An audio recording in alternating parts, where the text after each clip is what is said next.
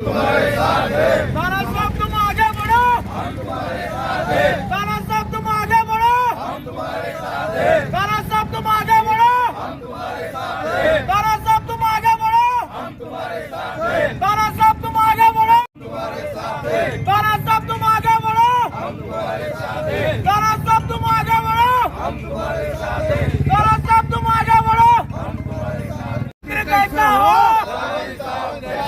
धाराशिव जिले का पालक मंत्री कैसा हो, धाराशिव जिले का पालक मंत्री कैसा हो, धाराशिव जिले का पालक मंत्री कैसा हो, ताना साहब तुम आगे बढ़ो। हम तुम्हारे साथ हैं। शिवसैनिक काल जे मंत्रिमंडळ महायुतीचा मंत्रिमंडळाचा विस्तार झाला, या विस्तारामध्ये उस्मानाबाद जिल्ह्याला, धाराशिव जिल्ह्याला अन्याय झालेला आहे. जी कामाचा जमणार आहे नको मुस्लिम समाजाचा एक सामाजिक कार्यकर्ता म्हणून तानाजी सावंत साहेबांच्या पाठीमागे खंबीरपणाने उभा आहे.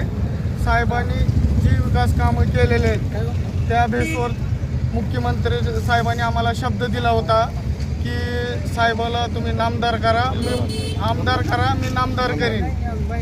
ही शब्द साहेबांनी पाळावं एवढीच आमची मुख्यमंत्री आपले उपमुख्यमंत्री एकनाथ शिंदे साहेबापाशी आमची मागणी आहे की तानाजी सावंत यांना पुन्हा एकदा आरोग्य खातं देऊन भूम परांडा वाशिव महाराष्ट्राच्या जनतेला एकदा खंबीरपणाने विकासाची साथ द्यावं आणि तानाजी सावंतसारखा काम करणाऱ्या माणसाला मंत्री बनवून एकदा भूम परांडा वाशीला पुन्हा एकदा संधी द्यावी ही आमची विनंती आहे. ओके.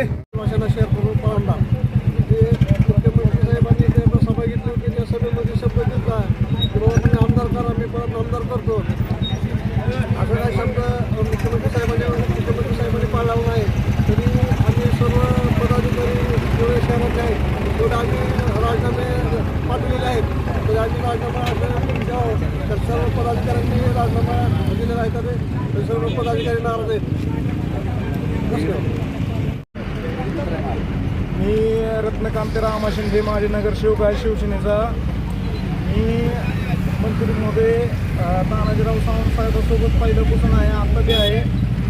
की मुख्यमंत्री साहेबांनी एकनाथ शिंदे साहेबांनी सांगितलं होतं की तुम्ही इथनं भूम परांडा वाशीमधनं आमदार करा, आम्ही तुम्हाला नामदार करून परत या भूम परांडा वाशीचा आणि जिल्ह्याचा विकास करण्यासाठी पाठवतो.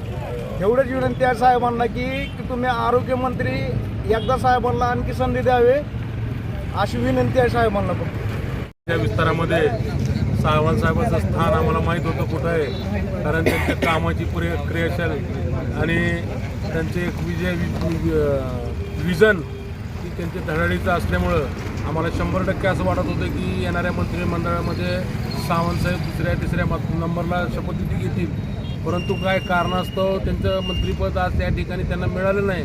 परंतु मंत्रिपद नाही दिल्यामुळं आमच्या जिल्ह्याचे किती नुकसान होणार आहे ती ह्या जनतेलाच माहीत आहे. कारण मागील 50 वर्षाचा बॅकलॉग 1.5 वर्षामध्ये साहेबांनी या ठिकाणी भरून काढण्याचा पूर्ण प्रयत्न केला, एवढा निधी आणला.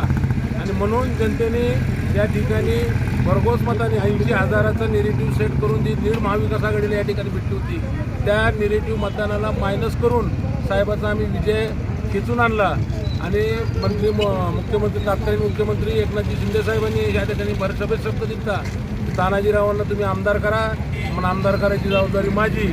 आणि आम्हाला त्या शब्दाची आठवण त्यांना करून द्यायची आहे की साहेबाला नामदार करा आणि आमच्या या मतदारसंघाला न्याय द्या.